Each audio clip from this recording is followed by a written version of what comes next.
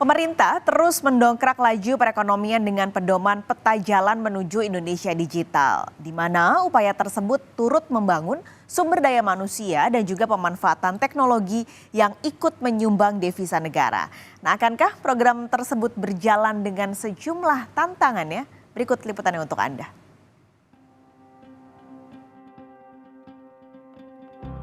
Peta Jalan Indonesia Digital mengandung pedoman strategis untuk memfasilitasi transformasi digital negara di 4 sektor.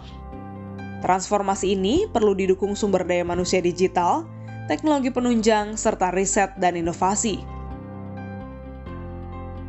Di lain hal, upaya pemerintah menemui kerikil tajam, misalnya target pembangunan 5.200 BTS, disertai dukungan kapasitas satelit mencapai 117 Gbps, data center yang mampu melayani 75% instansi pemerintah, serta 33.000 unit usaha mikro kecil dan menengah atau UMKM, 150 perusahaan rintisan, serta 9 juta peserta digital talent scholarship. Berdasarkan laporan Google Temasek Bain & Company, nilai ekonomi digital Indonesia pada tahun 2022 sebesar 77 miliar dolar Amerika, atau tumbuh 22% year on year. Dan diprediksi meningkat hampir 2 kali lipat hingga 130 miliar dolar Amerika pada tahun 2025.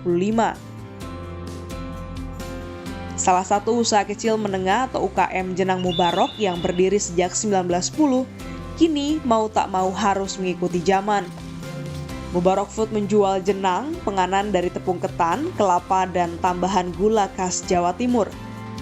Berawal dari industri rumahan di sebuah desa di Kaliputu, Jawa Timur, di mana seluruh warganya menjadi pengrajin jenang kala itu. Si kenyal lengket yang melegenda ini telah dinikmati tak hanya di Jawa, namun hingga Kalimantan dan Sumatera.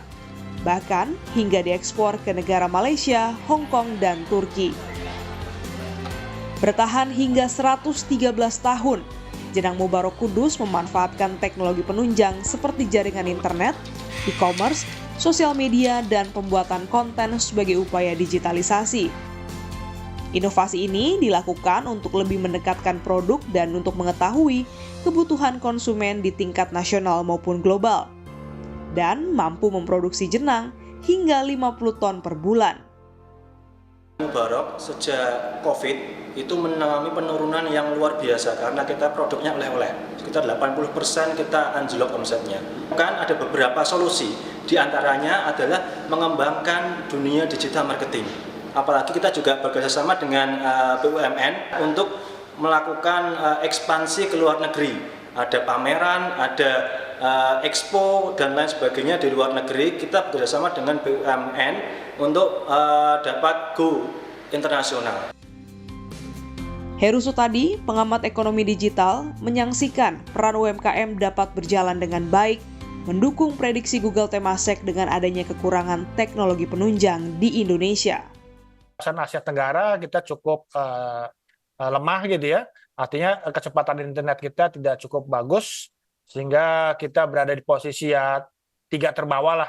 Ada negara-negara yang mungkin baru membangun gitu ya, sementara negara-negara lain di atas kita. Kemudian juga selain kecepatan internet juga kita masih kendala adalah pemerataan akses broadband.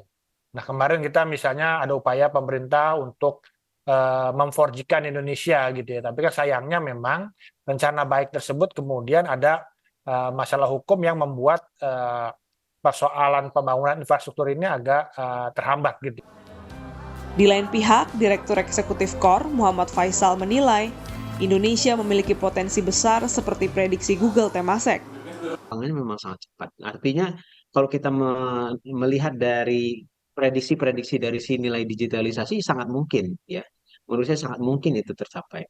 Apalagi kalau kita melihat potensi pasar di Indonesia dan juga sumber daya manusianya dan juga besaran ekonominya itu sangat-sangat mungkin jadi bisa tercapai ya.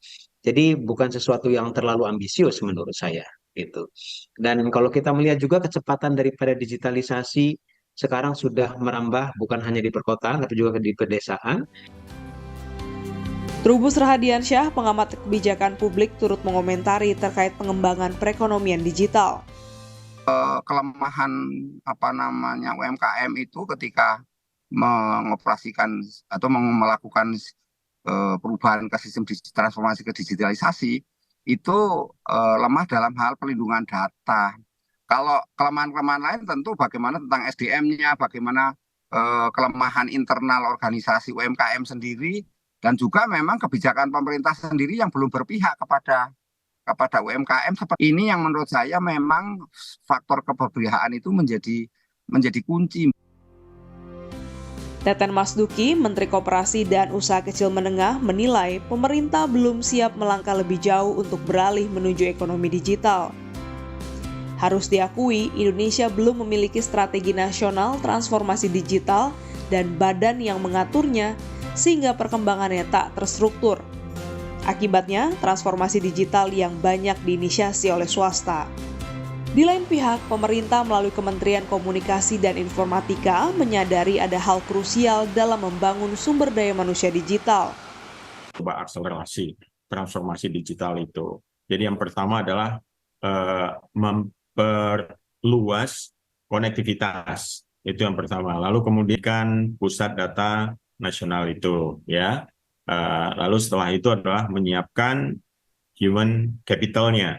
Nah, jadi literasi digital adalah bagian dari menyiapkan human capital itu tadi, agar mereka yang menggunakan internet itu bisa lebih positif, konstruktif gitu ya, dan juga produktif dalam menggunakan ruang digital ini.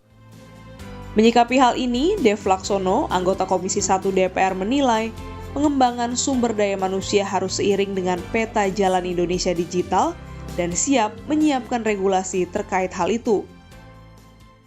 Ya, literasi digital juga tetap harus dijalankan dan juga harus secara masif. Ya, dan itu kita dorong bahwa untuk literasi digital masuk di dalam kurikulum, mulai diajarkan dari sejak SMP. Setiap wacana pasti ada halang rintang, dan pemerintah pun pasti tahu cara menerobos penghalang. Sebagian dari mereka UMKM siap mendukung, tapi juga butuh teknologi pendukung. Glenny Sopania, Kompas TV, Jakarta.